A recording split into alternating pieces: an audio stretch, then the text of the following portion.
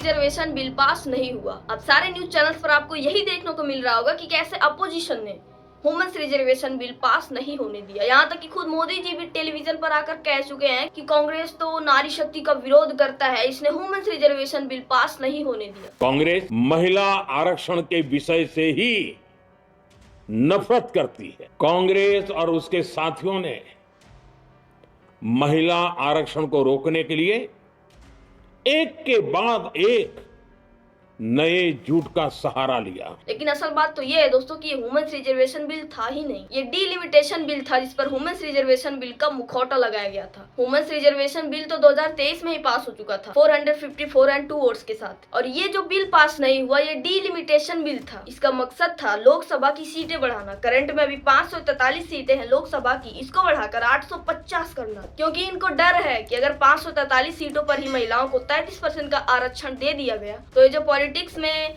Rapist नेता बनकर बैठे हुए अपना दबदबा बनाए हुए उनको अपनी कुर्सी छोड़नी पड़ेगी, और वो अपनी कुर्सी छोड़ना नहीं चाहते। और अपोजिशन ये बिल पास नहीं होने दिया, इसमें उसका भी स्वार्थ है। आइए समझने की कोशिश करते हैं डिलिमिटेशन बिल है क्या, क्यों इसको मोदी सरकार लाना चाहती है और क्यों अपोजिशन इसका विरोध कर रही है। अगर ये बिल पास हो जाता तो इससे किसको फायदा होता, किसको नुकसान, आइए जानते हैं आज के इस वीडियो में। प्रश्न ये था कि भारत के संविधान का और संशोधन करने वाले विधेयक पर विचार किए जाए।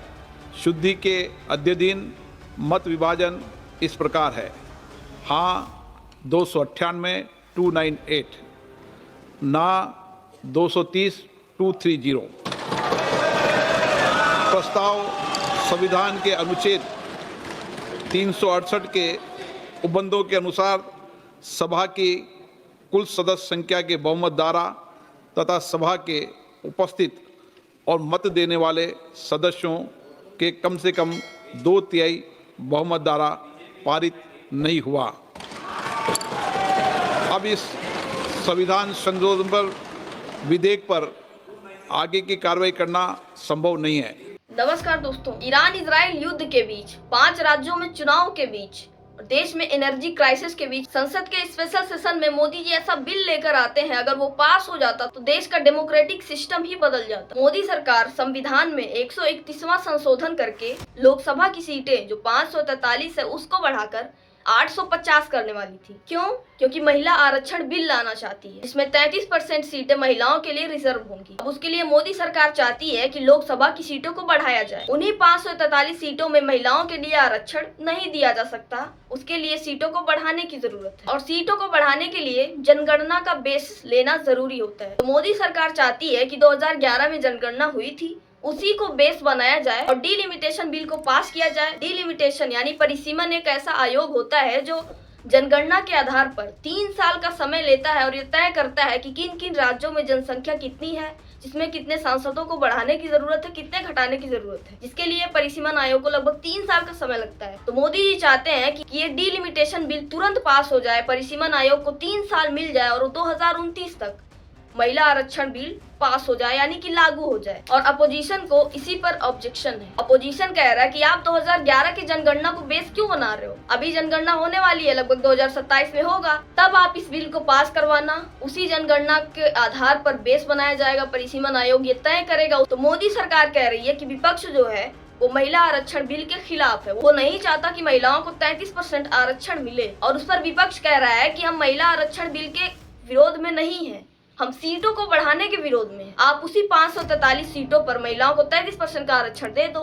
लेकिन मोदी सरकार ऐसा चाहती नहीं है। मोदी सरकार सीटों को इसलिए बढ़ाना चाहती है कि अगर सीटें बढ़ेंगी तो जिन राज्यों में जनसंख्या ज्यादा है उनको सीटें ज्यादा मिलेंगी। यूपी और बिहार की जनसंख्या देश के सारे राज्यों से ज्यादा है, तो जाहिर सी बात है अगर सीटों की संख्या बढ़ेंगी तो यूपी बिहार को ज्यादा सीटें मिल जाएंगी। तो साउथ वाले जो केरल, तमिलनाडु, इन सब राज्यों में सीटें कम हो जाएंगी। अब सवाल ये उठता है कि अगर सीटें बढ़ी तो इससे फायदा किसको होगा। तो जहां तक हम फायदे की बात करते हैं तो 850 अगर सीटें हो गई तो जिन राज्यों में यूपी बिहार, करंट में अभी यूपी बिहार में बीजेपी की सरकार है, जब सीटें 543 से 850 सीटें हो जाएंगी तो जब अगला लोकसभा चुनाव आएगा तो उसमें यूपी बिहार को सबसे ज्यादा सीट मिलेगा, क्योंकि यहाँ पर जनसंख्या ज्यादा है। तो मोदी सरकार का ये फायदा है। अब सवाल ये उठता है कि इससे अपोजिशन को नुकसान क्या है। अगर सीटें बढ़ी तो यूपी बिहार की जनसंख्या सबसे ज्यादा है तो लगभग 200 सीटें यूपी और बिहार को ही मिल जाएंगी। ये आंकड़ा है, एक्चुअल सीटों की बात नहीं हो रही है, आंकड़ा है। लगभग 200 सीटें यूपी बिहार को मिल जाएंगी। और साउथ के जो स्टेट्स हैं जिन्होंने काफी मेहनत करके अपनी जनसंख्या को कंट्रोल किया है, उनमें सीटों की संख्या घट जाएंगी। अपोजिशन की जहां पर सबसे ज्यादा पकड़ है वो साउथ स्टेट्स है। तो अगर वहां पर सीटें कम हुई तो अपोजिशन को सरकार बनाने में काफी सारी मुश्किलें आएंगी और विपक्ष ऐसा चाहता नहीं। यहीं पर बात फंस रही है। मोदी जी अपना फायदा देख रहे हैं और अपोजिशन अपना नुकसान देख रहा है। वुमेन रिजर्वेशन बिल क्या है? आखिर इन सब के बीच इसको मुखौटा क्यों बनाया जा रहा है? अगर वुमेन रिजर्वेशन बिल लागू करना है तो 543 सीटों पर भी हो सकती है, लेकिन मोदी सरकार ये चाहती नहीं है क्योंकि उसके पीछे उसका स्वार्थ छुपा हुआ है। अभी 5 राज्यों में चुनाव चल रहा है तो ये भी एक मैसेज जाता है ना, जैसे पश्चिम बंगाल में, तमिलनाडु में, सारे जगह ये मैसेज जाता है कि कैसे मोदी सरकार वुमेन्स रिजर्वेशन बिल के लिए लड़ रही है। इससे मोदी जी का जो इमेज है वो काफी मजबूत होगा। महिलाओं के माइंड में भी यही जाएगा कि हमारे लिए मोदी जी कितना लड़ रहे हैं और ये अपोजिशन है जो ये बिल ही लागू नहीं होने दे रहा, उसको पास ही नहीं होने दे रहा, हमें चाहता ही नहीं कि आरक्षण मिले। और सबसे बड़ा लाभ मोदी सरकार का ये है तो 2029 में जो लोकसभा चुनाव आने वाला है उसमें सरकार के लिए ये महिला आरक्षण बिल बहुत बड़ा फायदा साबित होता।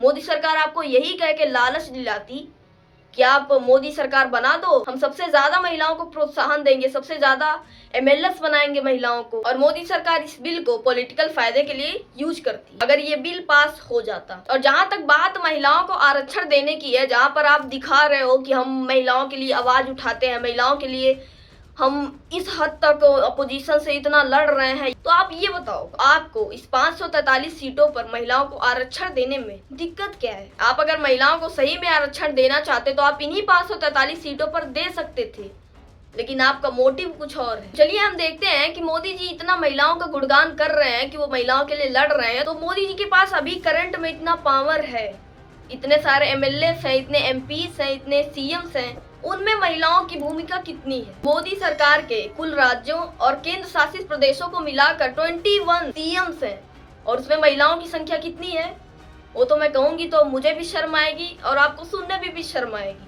जो कि दिल्ली में एक रेखा गुप्ता, कितना अच्छा उनका पॉलिटिक्स में काम चल रहा है वो तो आप सब देख ही रहे हो, उसको बताने की जरूरत नहीं है। 21 सीएम में इनकी सिर्फ एक सीएम महिला है, बाकी 20 सीएम सारे जेंट्स हैं। तो आप बताओ ये किस तरीके से, मतलब किस बेसिस पे कह रहे हैं कि वो महिलाओं को आरक्षण देना चाहते हैं? उनके पास इतनी पावर है, इसमें भी वो महिलाओं को आरक्षण दे सकते हैं, लेकिन वो देना चाहते ही नहीं। वो महिलाओं के हाथ में पावर नहीं देना चाहते। ये आपको गुमराह करने की कोशिश की जा रही है। मैं ये भी नहीं कहूंगी कि अपोजिशन ने आपके फायदे के लिए लड़ा और इस बिल को पास नहीं होने दिया। अपोजिशन ने अपने फायदे के लिए इस बिल को पास नहीं होने दिया। अगर ये बिल पास हो जाता तो साउथ के स्टेट्स में सीटों की संख्या कम हो जाती, तो इससे अपोजिशन की पकड़ कमजोर हो जाती है और अपोजिशन ऐसा चाहता नहीं। इसीलिए अपोजिशन ने लड़कर इस बिल को पास नहीं होने दिया। मोदी जी ने महिलाओं के लिए किया क्या है?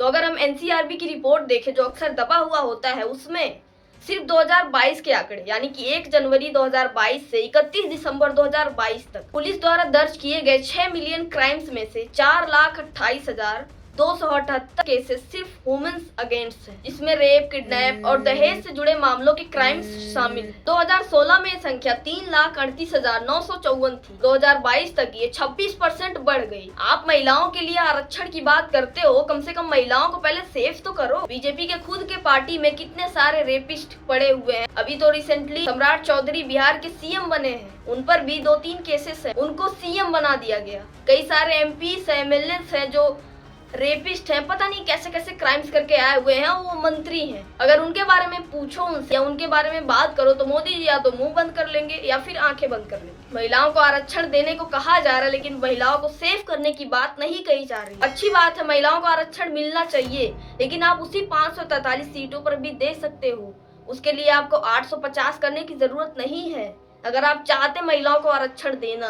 दोस्तों, इन सब चीजों में सबसे ज्यादा गुमराह किया जा रहा है तो जनता को। उनके साथ ये गेम खेला जा रहा है कि देखो अपोजिशन जो है वो आप सबके विरोध में है, हम हैं आप सबके सपोर्ट में हैं, लेकिन हम आप सबका सपोर्ट कर नहीं पा रहे हैं क्योंकि अपोजिशन हमें करने नहीं दे रहा। इससे एक तरफ अपोजिशन का इमेज खराब होगा, दूसरी तरफ मोदी जी का इमेज बनेगा। और उनका वो तो मोटिव पूरा नहीं हुआ सीटों को बढ़ाने का, लेकिन ये मोटिव जरूर पूरा होता हुआ दिख रहा है कि हाँ, मोदी जी की इमेज बन गई है कि वो महिलाओं के लिए लड़ रहे हैं।